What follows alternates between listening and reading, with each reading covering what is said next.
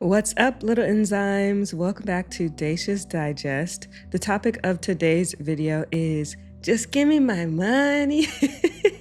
I'm making fun of that trend that I've seen on TikTok. If you haven't seen it, it's stupid. Anyways, so essentially we're going to be going over some stories where people have been cheated out of their inheritance. So the first story is from TikTok. The second one is actually a news article, and the third one is from Reddit. Just make sure you like, comment, and subscribe, and let's go ahead and get into it. I saw this on my feed the other day, so I'll just play it. There's text on screen, and it just says, "My dad stole my inheritance." I've just got back from seeing Grandma, and she's asked me what I've done with the money. Yeah, your grandma left us some money. Why has she asked what I've done with the money? I've invested for, Dog and Duck Bistro restaurant. It's there. Why is it at a restaurant that we've got no connection to? Well, I've got a connection to it. It's Dave's restaurant. You put my money in Dave's restaurant? Yeah, as an investment to get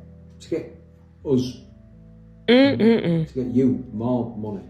Don't understand. You've put my money into a restaurant that is going downhill. Well, the reason it's going downhill is because it needs some money. It needs an investment. And you thought my money was the thing to put in it? Our money. This is my money. So it went from her money to our money. So if you can't understand what's going on, seemingly the daughter is confronting her dad because the grandfather, the dad's dad, recently, or I don't know when, passed away and left the granddaughter, the daughter in this video, some money. And so she was speaking with her grandmother, and the grandmother was like, "Oh, what did you do with the money?" And the daughter, I guess, was like, "What do you mean? What did I do with the money? Like nothing." Turns out she confronts her dad, which is the grandfather's son, about it, and he's put her money into some restaurant called Duck and Dog or something. And she's like, "Why would we put our money into a failing restaurant that we have no connection to?" He's like, "Oh, well,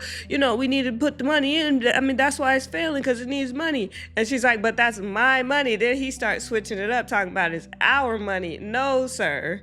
It's her money that you stole. Let me continue. That was left from Grandad for me. How do you know that this is actually going to come out with more money? This is my future we're talking about here. I'm trying to do you a favour, love. I'm trying to get you more money. And you didn't think to maybe ask me about that? You're 17. I know I'm more worldly wise than what you are. I can still think about where I want my money going. Oh, God. Do you know what? I'm a little bit pissed off with your attitude. You should be. Oh, wait a minute. Not him being the one getting mad because he stole her money.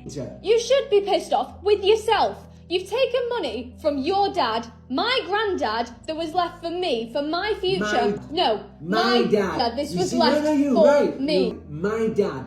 Your granddad. Yes, and you've disrespected your own dad. He's got no right giving it to you. He should give it to me. So the truth comes out there at the end. He's got no right giving it to you. He should have gave it to me. Now, unfortunately, this was posted on I don't even know what this type of, it's like an account that posts happy videos. Ironically, this is not a happy video. And so this is not the original poster, and they didn't tag the original poster. So I couldn't go to see if she had any follow-up or anything like that. I tried to look through TikTok, but that's messed up. That's absolutely messed up. You had no right to touch that money. And I would be upset if I was her, and I also would be suing the father. If he wasn't able to replace every single penny that he took out of my whatever account, we would be going to court. I don't care. I don't care who it is, because obviously he's being selfish, trying to take money that is not his and invest it,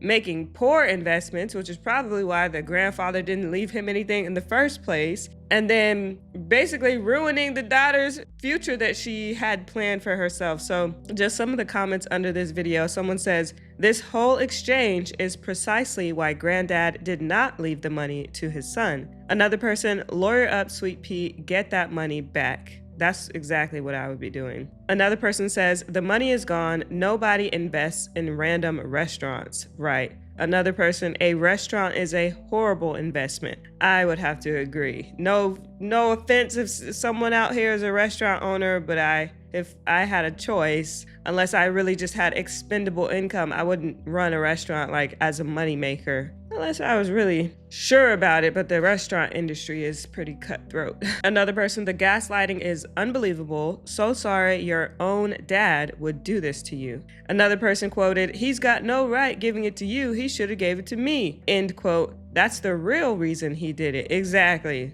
He wasn't trying to do no investment and make her more money and do all this.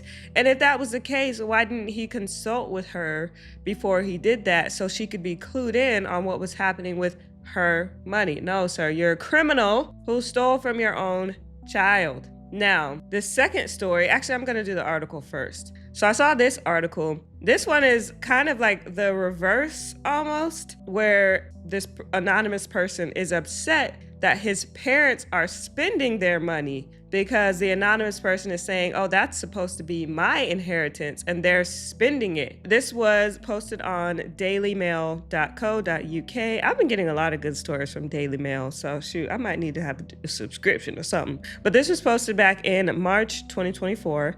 The title is, My Inheritance is Being Drunk Through a Straw in a Coconut in the Caribbean. Am I selfish for resenting my boomer parents for burning through money that should be mine? Now is the time of the year when thoughts turn to booking summer holidays, and at my parents' house in the West Country, I am listening to their plans for Tuscany. We've booked a villa with a pool, my mother tells me, scrolling through online photos of a beautiful old Italian farmhouse overlooking olive groves. My mind does the math. For just the two of you, I ask, or are some friends joining you two to share the cost? Nope, she replies, YOLO after all. YOLO is an acronym for You Only Live Once, and oh, irony, it's one I taught her several years ago. It has become my parents' mantra. They might as well put it up in neon lights in the living room that they so rarely inhabit these days. For like so many newly retired boomers, my parents seem to have developed a full-on travel bug. And with every taken-on-a-whim excursion to province, every luxury jaunt to Thailand, New York, or Costa Rica, I'm afraid to say I grow ever more resentful. It is not a pleasant thing to admit, but the fact is their dream holidays are draining my inheritance. As an impecunious 34-year-old millennial in an impossibly expensive property market, I am relying on, at some stage, a handout from them.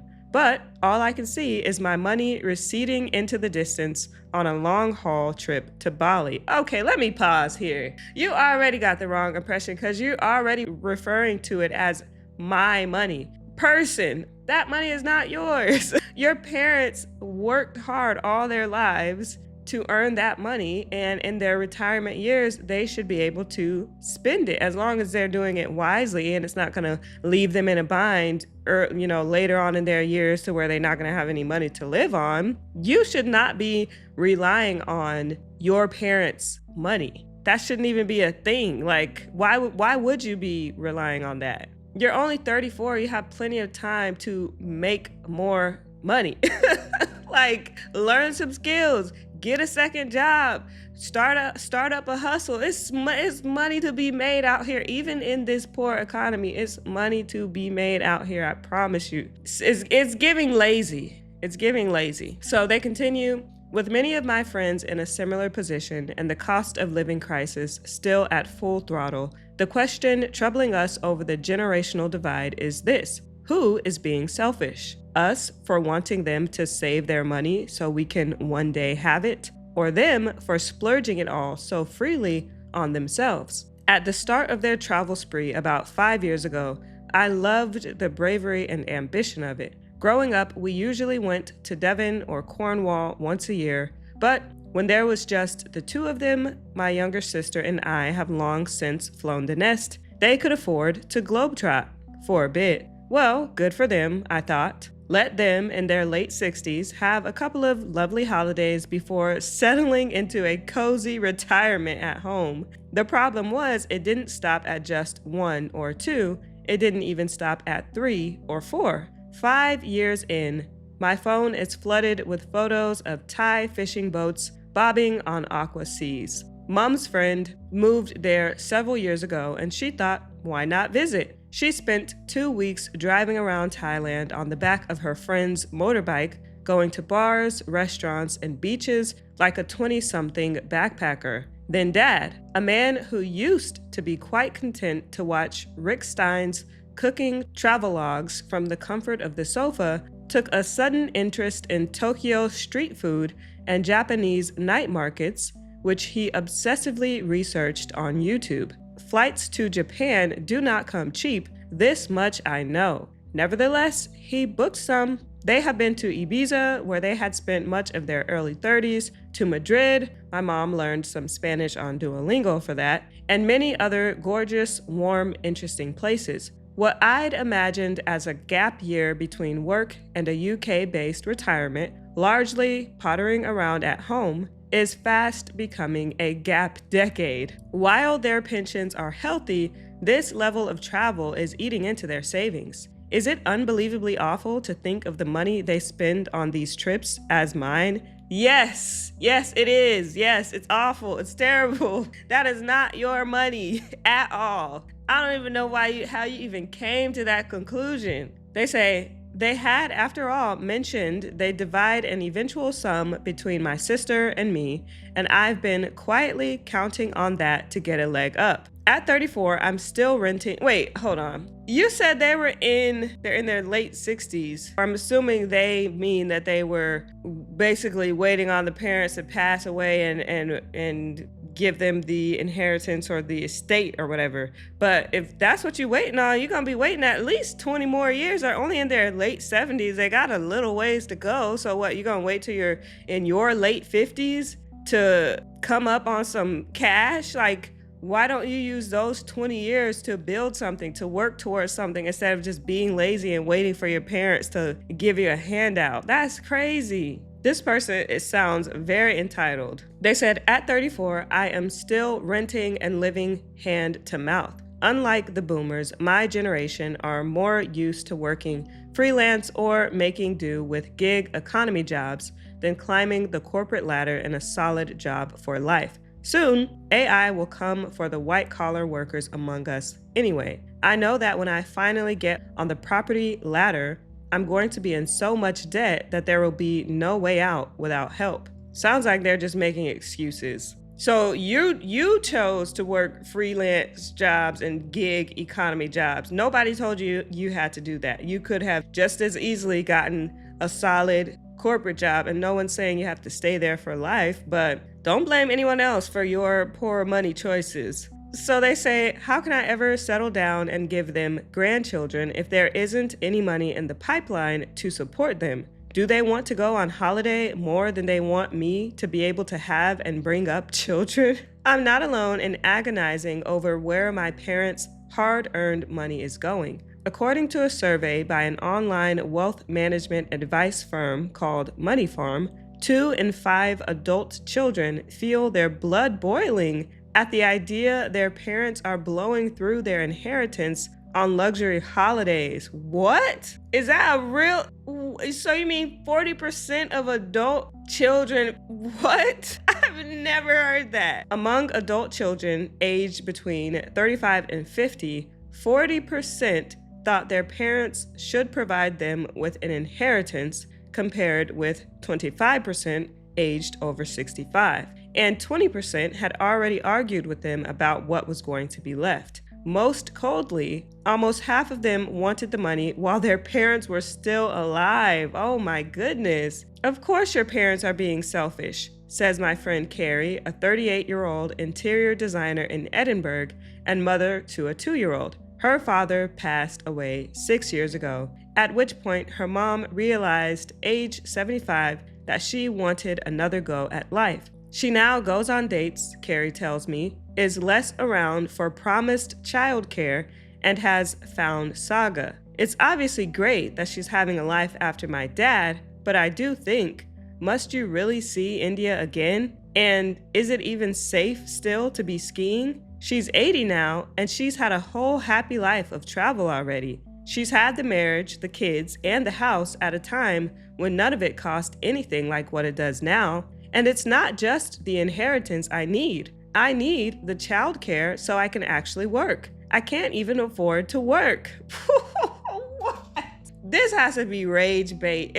This has to be satire. This cannot be a real article. I refuse to believe it. They continue, another friend admits she puts phone notifications from her mom on silent when her parents go gallivanting abroad because all the pictures of dreamy destinations make her jealous and resentful. My inheritance is currently being drunk through a straw in a coconut in the Caribbean, she says. It's going to be slim pickings at this rate. Though constant travel is my principal bone of contention, it's not just that. My parents refinance a new car every couple of years while I can't even afford to learn to drive. They assured me the upgrade price of the new model 4 months ago was very reasonable, but when the flowers arrived the next day from the garage they'd bought it from, I had to suspect otherwise. As for the holidays, I haven't been away for 6 years. You have to have a lot of disposable income these days to cite YOLO. Surprise, surprise, the advice from Money Farm is for adult kids to save now in case their inheritance isn't as much as they were bargaining on. They reckon 70% of millennials are doing just that, though that's a figure I find very surprising. Saving for a financially secure future when you're living in a financially insecure present is soul-destroyingly difficult in my experience. Apparently, it's not all bad news. Around 60% of older people said they were scrimping for the sake of their children and grandchildren, and 80% will leave everything to them. The question is, what will be left? I already know exactly what my inheritance will be, an ever-growing collection of wish you were here postcards. Oh my goodness. This can't be real. Do people really think like this? If that's the case, that's very concerning. That's incredibly concerning. I make good money in my, full-time job, thankfully, thank goodness. It wasn't always like that though. 10 years ago, I was a housekeeper scrubbing toilets.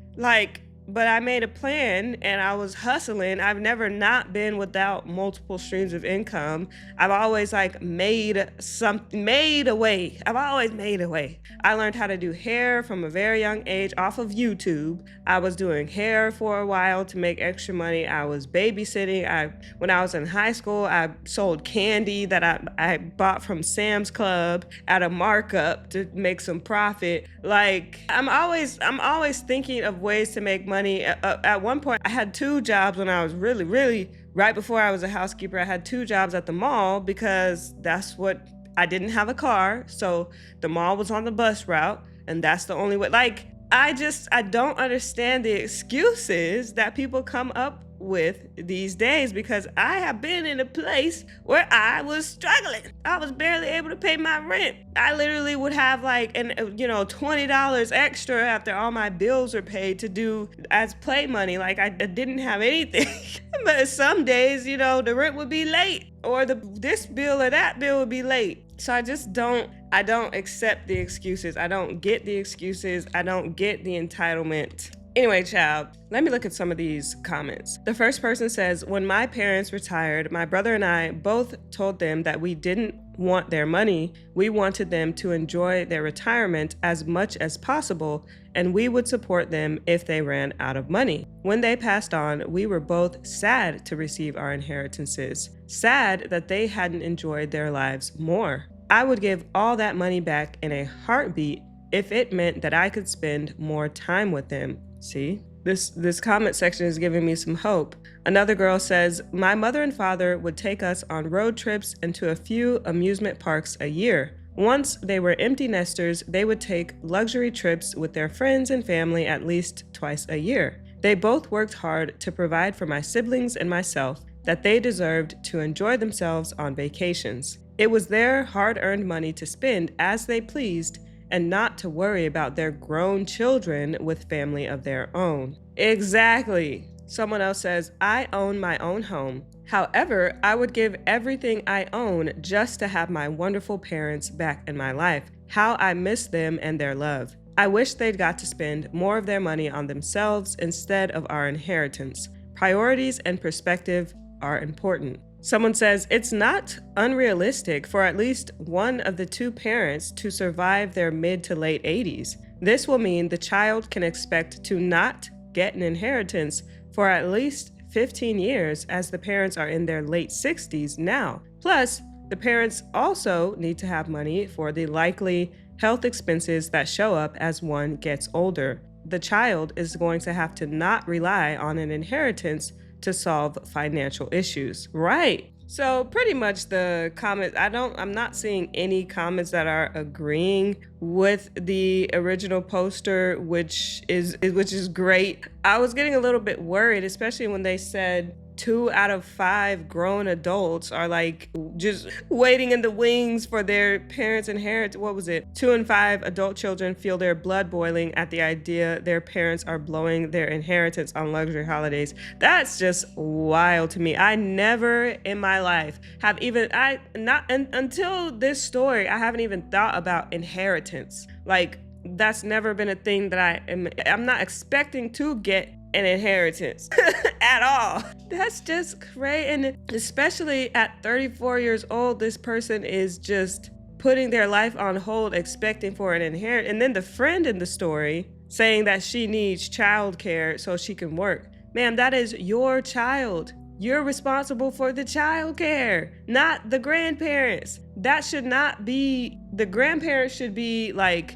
every once in a while, whatever the agreement is between, some grandparents are more involved, some aren't, but it shouldn't be an expectation unless that was previously discussed and agreed to. Now, I can understand that, but you shouldn't just automatically expect the grandparents to take care of your children full time, essentially, so that you can work. Anyways, let's go to the last story. This one is from Reddit. So this is from Best of Redditor Updates, and the title is, Am I the a-hole for not sharing my inheritance with my parents' foster son? This is even different than the first 2 stories. Okay, so I, 35 male, recently lost my parents in a tragic and unexpected accident, and I'm still trying to wrap my head around everything that's happened. My parents were fairly well off, owning a couple of properties and having investments, but they didn't leave a will. So, as their only biological child, everything is legally coming to me once the estate is sorted out by the solicitors. My parents fostered a boy, Ben, 16 male, since he was 5. Ben has been a part of the family for over a decade, and my parents treated him like their own son. But since he was never adopted or made a legal heir, he's not entitled to any of the inheritance. Ben isn't being left completely out in the cold, though. As a looked-after child, he has an ISA set up in his name by the government, which I understand the government contributes to. An ISA, what's that? Oh, individual savings account. That's nice. I wonder if they do that in the US. So he says, my parents also put money into it each year. I don't have access to the exact numbers yet because everything is still being managed by the solicitors, but from what I remember, it was around $8,000 to $9,000 per year.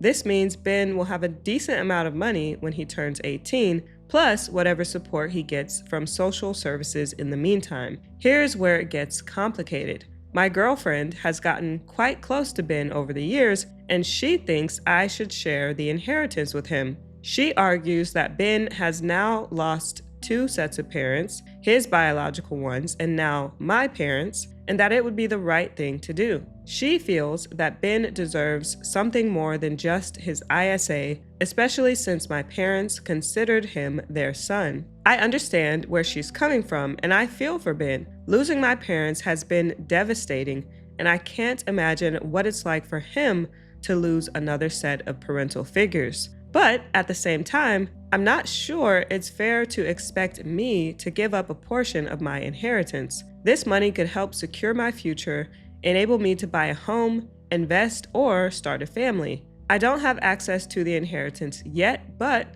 When everything is finalized, it will legally belong to me. I'm torn between what I'm being told is the right thing and what I feel is fair. I've always been polite with Ben, but we never really bonded, especially since I was already an adult and living away when he came into the family. So, am I the a-hole for not planning to share my inheritance with my parents' foster son? I feel guilty, but I also think I have the right to keep what's legally mine. All right, so we can go to the comments. Before we go to the comments, I was gonna say, like, if he actually had a relationship with them, like, thinking that if it was me, if I actually had a relationship with the child and grew up with them, then I would, break him off something. In his case, he didn't really grow up with him from what I'm seeing. And they said that they were already an adult and living away when he came to be with the family. I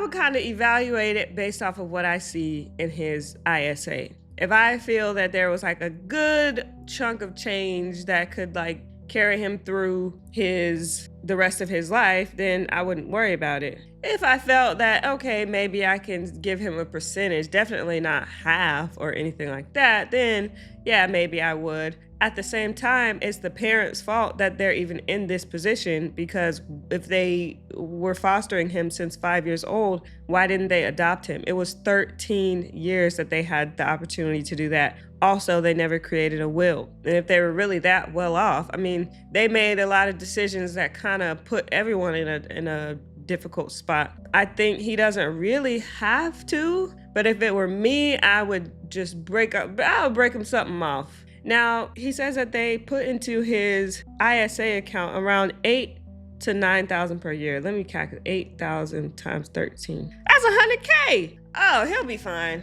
Child, he'll be fine. He don't need nothing from me. And especially if the government is also putting in there, and then I'm assuming that this savings account builds interest over time, he don't need nothing from me. So let me read some of the comments. First person, simple. If your parents were here to speak themselves, what would they want? Someone says, right, OP, they treated him like their own. Do you really think they would be happy with you not giving him something? Okay. Another person, the fact that the parents did in fact contribute to a form of inheritance in that other fund says they made their decision on who gets what. But it never stops to amaze me how many people's partners are always willing to think about the money and who to give it to, but not that a person just lost their parents and who were actually the beneficiaries. That's a good point. The fact that they even had the account set up for them, maybe that was their way of being like, oh, well, since he isn't adopted, we have this account set up for him, so he will still be okay in the future. So maybe that was their way of doing it. That makes sense. Someone says, you don't owe him anything, but poor Ben left alone again at 16. If your parents were taking care of him, it seemed that they would want you to continue to help him in some way. What happens to him now? Someone else says, if anything, your parents would want you to step up and take Ben through to an adulthood, 18 and beyond. Keep the inheritance and give Ben a safe and warm place to finish growing up as his share of your parents' legacy. So another response, OP can't finish raising Ben in his parents' place. Ben is a foster child. OP is not a registered foster parent. By the time OP got fully registered and accepted as a foster parent, with Ben staying elsewhere in the meantime, Ben will either be 18 or very close to it. Until OP is fully registered and accepted as a foster parent, Ben will be placed somewhere else and OP has no say in that. People seem to be equating foster kid with adopted kid, but they're not the same thing. Adoption takes the child out of the system and makes the adoptees the legal parents. Fostering keeps the child in the system and makes the fosterers legal carers until such time they can't anymore. Adoption would have made OP Ben's legal brother, but fostering doesn't have a legal relationship between the bio kids and the foster kids, especially not when the bio kid is already an adult and not living at home when the fostering starts. Other than giving up part of his legal inheritance, There's nothing OP can do that would help Ben in any way. And I'd say it's a bad idea to give Ben any of the inheritance while he's still in foster care, unless it's as protected as his ISA is, because there's way too big a chance a new family will take him in just to use his inheritance, which means, at the least, OP would have to keep the inheritance unavailable to Ben until he's 18, just as the ISA is. So, even giving up part of the inheritance wouldn't help Ben for another couple of years unless OP was okay with Ben losing the inheritance to crappy foster parents. It's up to OP if he shares the inheritance with Ben or not. He's not legally obligated to, and he doesn't see Ben as a brother either. He says they're not close. But it's wrong to think OP can actually do anything to help Ben before he becomes an adult and ages out of the system, even if he does give him some of the inheritance. Okay, I think that was the most sensible comment in all of this. There's a lot more context. What they're saying makes sense. He low-key can't do anything either way because of the whole rules of the adoption or the lack of adoption and the legal system and stuff. So let's go to the first update. Oh, actually, there's some additional context from OP that was in the comments, so let's go through these. He says, I don't know why they hadn't set up a will. I just don't think they were expecting to pass away, so they put it off. Also, he does have everything they left him in the ISA, which would be around 100K when he's 18, so it isn't like he's being left with nothing. Firstly, thank you for your perspective. I understand where you're coming from, and I haven't made any full decision yet. I don't even have access to the money yet. But just to clarify your point about also plan to send him back to the system, he was never out of the system, and I don't have the power to take him out of it. I'm not a qualified foster parent. He couldn't come to live with me even if I and he wanted that. It would be different legally if my parents adopted him, then he could come to live with me, but he is still in foster care. Also, in my country, people's parents don't pay for their child's university, mainly because student loans here are far less predatory than in a country like the US. But if he did want to pay for the university rather than get student loans, then his ISA money would cover it with tens of thousands still left. The next thing he says is Ben's biological parents aren't dead. He sees them every Wednesday, LOL. He also says Ben isn't eligible for adoption. He was a long-term matched with my parents. Oh, okay. I knew it had to be something because I was like, there's no way you have this child in your house for, I guess, 11 years at this point, and you haven't adopted him. So it sounds like they had a situation where he still was seeing the biological parents once a week, but a long-term placement with this gentleman's parents. So he low-key might get an inheritance from his biological parents too. You never know.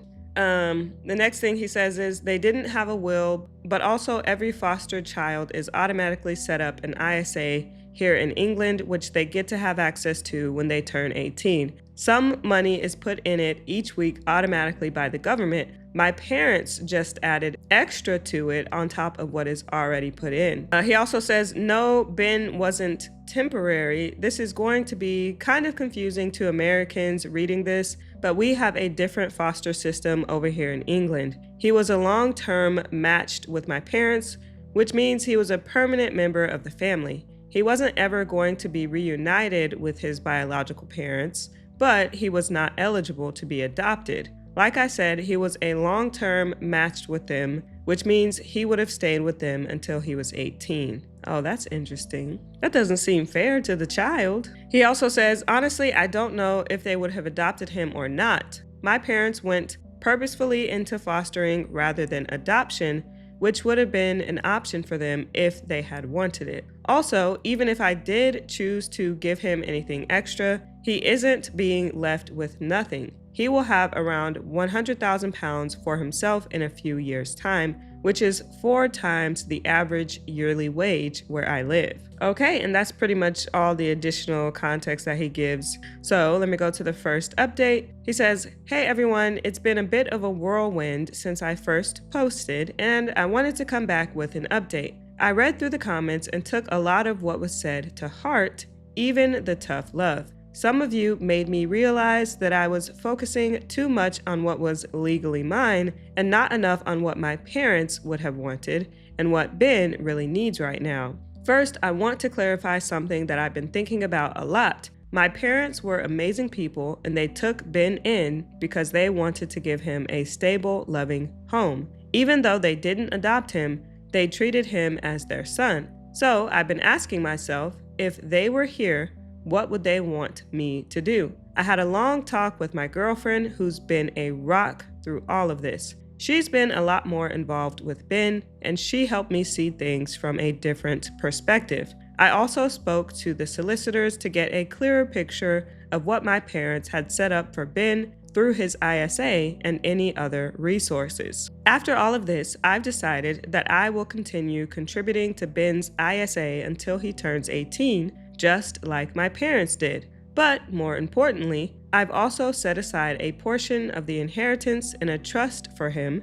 This isn't about giving away half of everything or feeling pressured. It's about doing what feels right for me, and I believe what would have been right by my parents. I know some of you suggested that I take Ben in, and while I'm not ready to go that far, I've reached out to his social workers to ensure he's getting the support he needs. I've also decided to stay more involved in his life. I realize now that this is about more than just money. It's about making sure he knows he's not alone in the world. Okay, to those who pointed out that I sounded cold or indifferent, you're right, I was. But this whole experience has made me reflect on the kind of person I want to be. I'm not just thinking about securing my own future anymore. I'm thinking about how I can honor my parents' legacy by helping Ben build his. Thanks for the wake-up call, everyone. It's still a painful and confusing time, but I'm doing my best to move forward with empathy and compassion.